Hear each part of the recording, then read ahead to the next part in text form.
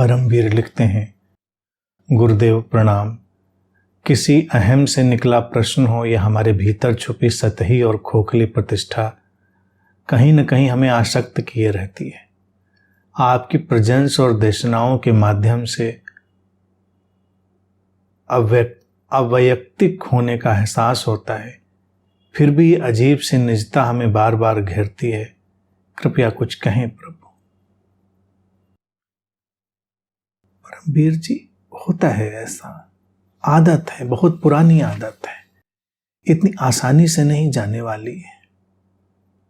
हाँ, काफी कुछ समझ में आ रहा है तो शुभ है, उसका स्वागत करना चाहिए। ये जो हमारे पर्सोनिफिकेशन से, वैयक्तिकरण से पकड़ जाने की इच्छा होती है, वो चलती है जीवन पर्यंत लोगों के साथ। आसान नहीं उससे छूटना। कहाँ छूटे हैं उससे तमाम गुरु, कहाँ छूटे हैं उससे तमाम धार्मिक ध्यानी ज्ञानी लोग। आसान नहीं होता छूटना।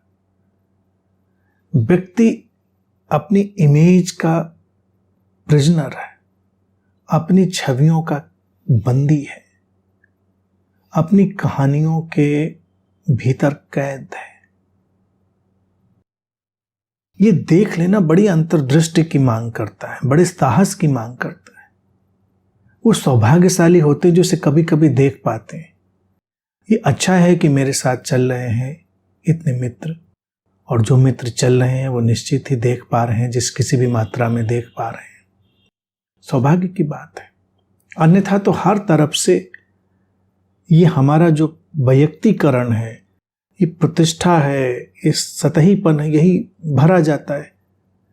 अब प्रतिष्ठा चाहे वो धार्मिक हो, सामाजिक हो, इंटेलेक्चुअल हो, कोई भी हो, व्यक्ति उससे ग्रस्त ही रहता है। इस घटना में, इस भावना में कितने कम लोग होते हैं कि अस्तित्व ही सब करा रहा है, जो करा रहा है सो हो रहा है। अलग अलग ढंग से उसने अनेक चीजें कराई लोगों से, उसमें क्या फर्क पड़ता है। इसीलिए मैं हमेशा कहता हूं कि किसी लेखक, कवि, चित्रकार, अभिनेता, संगीतकार, गायक वगैरह वगैरह जितनी भी ये श्रृंखला हो सकती है, आप सब जोड़ लें उसमें, इनकी रचनाओं का आनंद तो लेना चाहिए दूर से। कभी कभी बड़ा अनूठा, दिव्य और अद्भुत होता है उनका रचना संसार, लेकिन उनसे मिलने की चाह कभी नहीं करनी चाहिए। मिलकर प्रायः निराशा मिलेगी। हाँ, कभी कभी कोई हो सकता है बड़ा जागृत व्यक्ति मिल जाए, संभव है, ये नहीं कि असंभव है, लेकिन प्रायः जब हम नजदीक जाएंगे तो खाली, खोखले, उलझे हुए, भय लोभ की अनेक परतों से घिरे हुए, कहानियों लफ्फाजियों से भरे हुए लोग ही हमको मिलेंगे। हम ढूंढने जाएंगे सोने के पांव, मिलेंगे हमको मिट्टी के पांव। क्यों? क्योंकि उनके माध्यम से अस्तित्व जो कुछ भी अभिव्यक्त करता है वो उसे अपनी अभिव्यक्ति मान लेते हैं। किसी से मिलने जाओ तो उसका कुछ का कुछ निकलता है, क्योंकि उसने अपनी अभिव्यक्तियों पर बड़ी पकड़ बना ली है। मान लीजिए कोई 2-4 लाइन अच्छी कविता की लिख देता है, कोई 2-4 लाइन अच्छी गद्य की लिख देता है, उनमें ऊंचाई होती, समझ होती है, कुछ अच्छा गा दिया किसी ने अच्छे रंग बिखेर दिए। वो बस इतरा जाता है, मैंने क्या कर दिया। वो उससे अपनी जो आइडेंटिटी बनाता है, अपनी पहचान बनाता है, वही उसकी एक प्रतिष्ठा का रूप लेती चली जाती है। बहुत कम लोग ऐसे होंगे जो ऐसे मिलेंगे कि जो कुछ उनके माध्यम से अभिव्यक्त हुआ, उस पर ध्यान भी नहीं देंगे कि हुआ, अस्तित्व ने चाहा होगा, वैसा तो हो गया। अच्छा और बुरा सब उसका, जो उसने कराया वो कर दिया।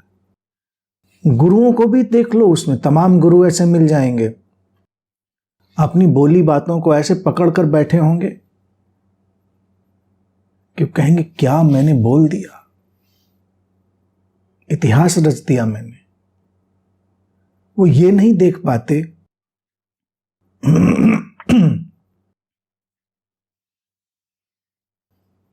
कि अस्तित्व को अगर इतिहास रचवाना है किसी शरीर मन से तो वो रचवा लेता है, क्या फर्क पड़ता है। ये धारा इस शरीर मन के माध्यम से ऐसे बदलनी थी, बदल जाती है। बस फिर हम दूर खड़े हो जाते हैं, फिर हम वर्तमान में हो जाते हैं।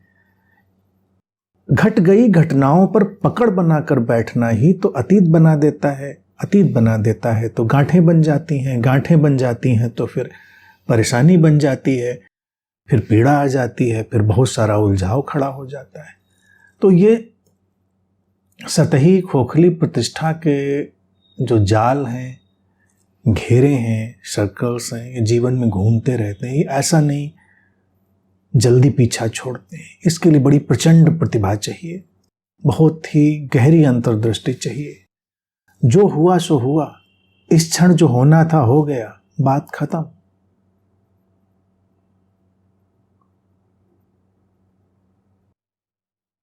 हम किसी भी अभिव्यक्ति को सिर पर उठा के नहीं घूमते। भारत में इसीलिए हम श्री कृष्ण को पूर्ण अवतार कहते हैं। परिस्थिति आई, गीता जैसी बातें बोल दी, बात खत्म हो गई, आगे चले गए। अब उसको वो छपवा के साथ में लेके घूमते और बांटते रहते। जो काम हम अब करते हैं तो कोई फर्क नहीं पड़ता, ठीक है, हमको अच्छी लगती है, हम बांट लेते हैं, गिफ्ट कर लेते हैं। लेकिन अगर श्री कृष्ण ही ये काम करने लगते तो थोड़ा विचित्र हो जाता। तो उनका वो जो विराट रूप वगैरह का मसला था वो प्रश्न के दायरे में आ जाता। हेलुसिनेशन का कुछ अलग ही मसला खड़ा हो जाता कि इंसान को लग रहा है कि मैं कुछ ऐसा कर रहा हूं। भारत में हमने यही दिखाया कि श्री कृष्ण जैसे व्यक्ति वो इतनी अच्छी तरह से जानते हैं कि कोई कुछ करने वाला नहीं, सब हो रहा है। परिस्थिति बनी है तो गीता भी घट गई, परिस्थिति बनी है तो महाभारत भी हो गया, परिस्थिति बनी है अस्तित्व में तो जो होना है वही होगा। हम अपने कंधों पर बोझ लेकर थोड़े ही घूमते।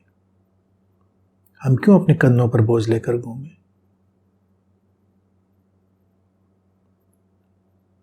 तो इसलिए जितना जितना समझते जाएंगे उतना अच्छा होगा। और सांप की तरह जियो, हर दिन की केंचुल को रात में उतार दो, हर रात में नए होकर लेट जाओ। आज जो किया कराया अच्छा बुरा केंचुल की तरह से उतार दो। उतर वो चुका है, बचा कहीं है नहीं, टिका कहीं है नहीं, हमारी कल्पना में बस टिका है।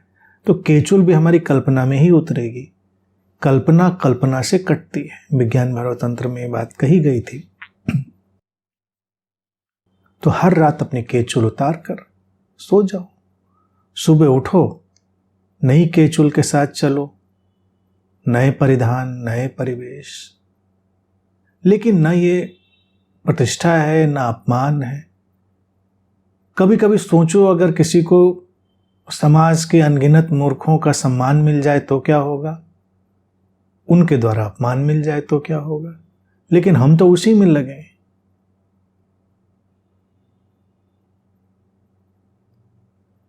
अपने ऊपर हंसना सीखो। जब कोई अपने ऊपर हंसना सीख लेता है, वर्तमान में रहना सीख लेता है, तो ये सब हमको बांधने वाले जो घेरे हैं धीरे धीरे टूटने लगते हैं।